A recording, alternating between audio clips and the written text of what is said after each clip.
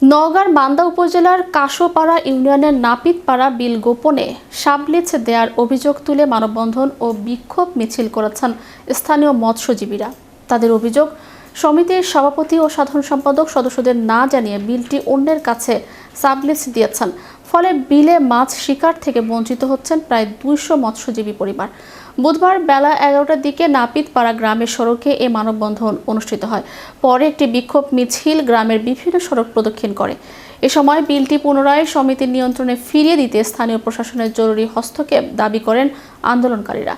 স্থানীয় সূত্রে জানা যায়, কাশোপাড়া ইউনিয়নের নাপিতপাড়া বিলের খাস জমির পরিমাণ 9.36 একর। বর্ষা মৌসুমে পানি বৃদ্ধি পাওয়ায় বিলটির আয়তন প্রায় 20 একরে বিস্তৃত হয়।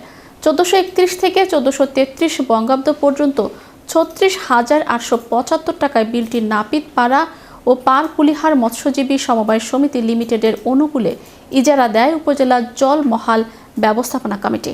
মৎস্যজীবীদের দাবি, লিজ পাওয়ার পর সমিতির সদস্যদের চাঁদার অর্থে বিলে মাছ চাষ করা হয়। পাশাপাশি এলাকার অন্তত 200 মৎস্যজীবী পরিবার ওই বিলে মাছ ধরে জীবিকা নির্বাহ করে আসছিল। সমিতির সদস্যদের প্রায় 4.5 লাখ টাকা আমানত এবং 2 বছরের মাছ চাষের লভ্যাংশ সাধারণ সম্পাদক আলমগীর হোসেনের কাছে রয়েছে বলেও তাদের অভিযোগ। এ প্রসঙ্গে উপজেলা জলমহাল ব্যবস্থাপনা কমিটির সভাপতি ও ইউএনও আখতার জাহান সাথী বলেন, বিষয়টি আমার জানা নেই, তবে মৎস্যজীবী সমবায় সমিতি লিমিটেডের অনুকূলে লিজ হওয়া বিলটি সাবলিজ দেওয়ার সুযোগ নেই। এ সংক্রান্ত অভিযোগ পেলে তদন্ত করে প্রয়োজনীয় ব্যবস্থা নেওয়া হবে। এই বিল শেয়ারদার হিসাবে আছি বা দীর্ঘ সময় ধরে এরা সবাই আমরা 20,000 টাকা দিছি। আলম, অফকুল, তোতা, অতন এরা সবাই বিল বিক্রি করে খাইছে। বিল চাই, আমরা গরিব মানুষ, বিল কেন বিক্রি করলো? আলম, অফকুল আর লতিফ আর হলে এরা রতন এরা মিলা কেন বিল বিক্রি করলো?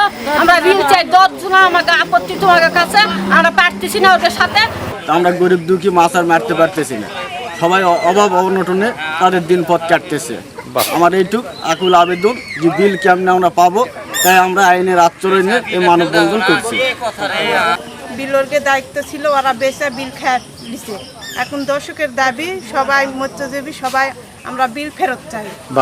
আমরা 50টা লোক, আমার ভাই, আমরা যতগুলো 200-250 ঘর বসত আছি, আমরা করে খাবো এবং সরকারের কাছে আকুল আবেদন করে দাবি করতেছি কিভাবে বিল আমাদের ফেরত আসবে, এটা আমার আগের আবেদন করতেছে। আমাদের গ্রামের লোক যতগুলো নির্ভর হয় ওই জনগী বিলের উপর নির্ভরশীল, খাদ্য নির্ভর করে।